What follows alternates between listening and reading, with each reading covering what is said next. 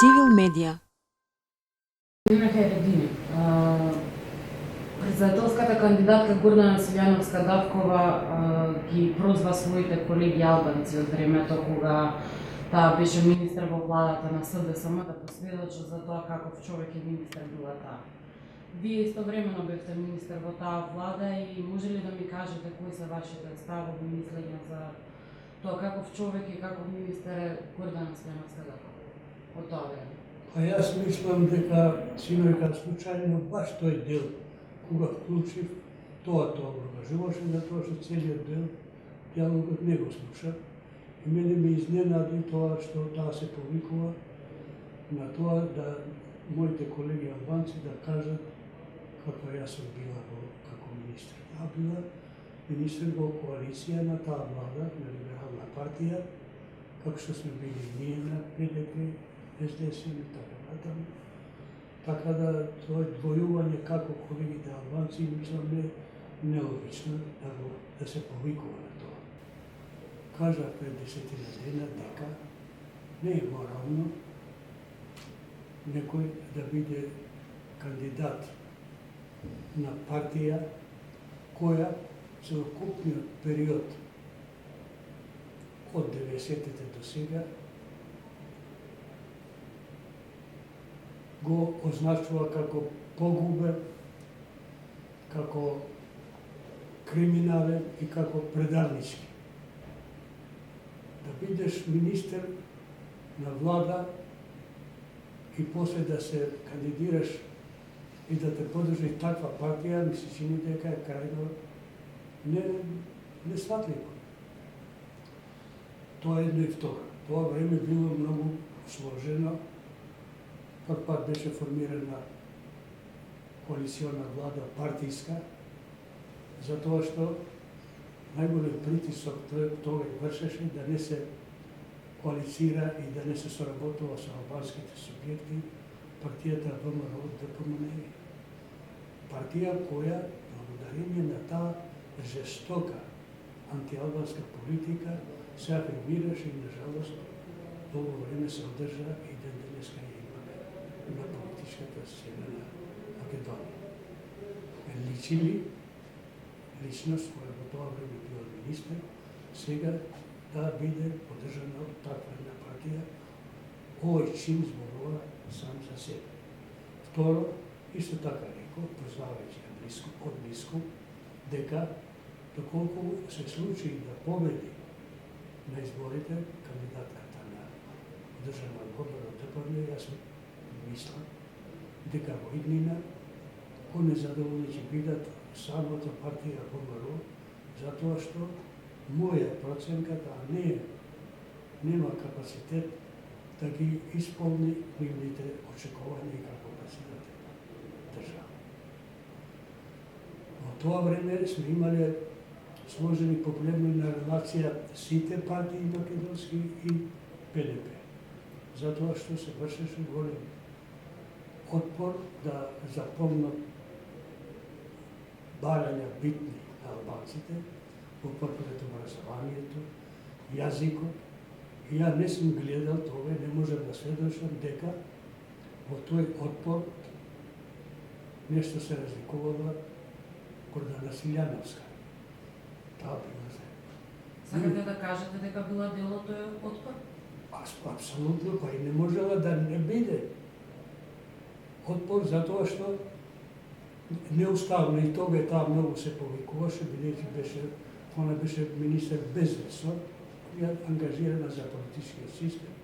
Она исто така сите барања на албанците, како што и сега правеше последните 10 години, ги оквалификуваше како неуставни, кршење на уставот. Она беше, после знаеме за Охридскиот договор, жестоко против бришењето на македонскиот народ во уставот, него да се употреби заедниците. Не сме ние заедници, ние сме нација и така натаму, да не збориме за јазикот, меѓутоа тоа беше законот за и тоа беше образованието, високото образование на албански јазик. Не се докажуваше на нас, тогашните министри на ПДП, дека тоа е противуставно.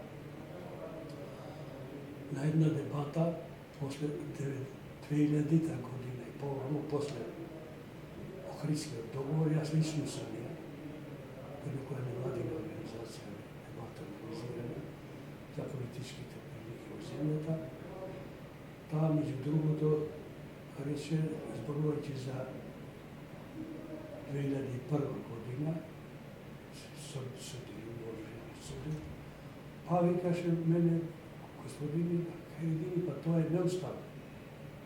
И реплицирав тоа, и сакам да ја подсетам. Да, Господи, лесно ти беше тебе, кога бевме во влада, да не убедиш дека е неуставно да се учи на албански јазик. И тоа во тој устав и стварно пишуваше така. Меѓутоа, ја и реков, пошто и сега таа многу се повикува на устав. Тие што 2001 отидоа на планина, тие не читале устав. Така да уставот веднаш се промени. А сакам да поврзам и незините сегашни повикување дека уставот. Државите на Западен Балкан и Македонија посебно се наоѓаат во оваа состојба во која се, не затоа што некој не знае да пише убав устав. Него нема политичка воля на политичките елити да морално да работат во интерес на држава и на народ, него за нивните лични интереси. Постои ли политичка волја кај Силјановска да работи во интерес на албанците во Македонија? Мислам дека, бидејќи таа е премногу експонирана последните, може да се 40 години, таа не престанала да биде активна на таа линија. Што била министр, тоа престана. Таа и се фали дека постојано била активна. Значи тоа, незините изјави се јасни.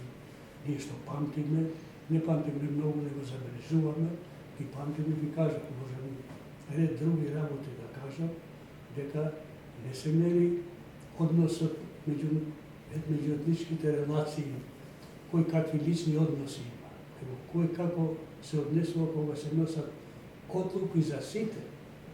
И ние не можеме секој ден да се тепаме со тие што не се слагат со нас, за да докажеме дека ако сме били во таа влада, сме морали да соработуваме.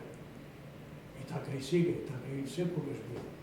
Меѓутоа, тоа е премногу експонирана, за да сега се повикува на некој начин. Нема ниеден факт да се докажува дека таа било нешто специфично одмерено.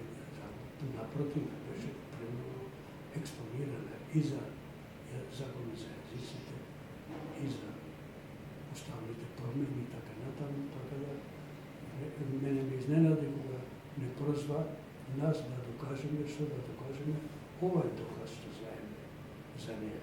Не се само тој период дека сме биле. Сакате да кажете дека и тогаш била националиста? Апсолутно, с фактот дека она се сега на овие години, после толку време, од незиниот ангажман во влада, значи дека и во тоа време она воопшто не мислела како што збора. Каде е тоа храброста на Силјановска да се повикува на вас? Силјановска цела ова една била од најекспонирана и како интелектуалец и како научник на овој план. Преска да не повторам. Што сака, грешка и беше голема. Да испадне сега дека ја се знае како ќе гласа. Очигледно дека не сум ти, како ја ќе да гласам за. Исто она не смееше тоа симека да не прозива нас. Jer ona me знае мене многу добро, вака сум зборувал со неа и одамна, и тога, и сега. Civil Media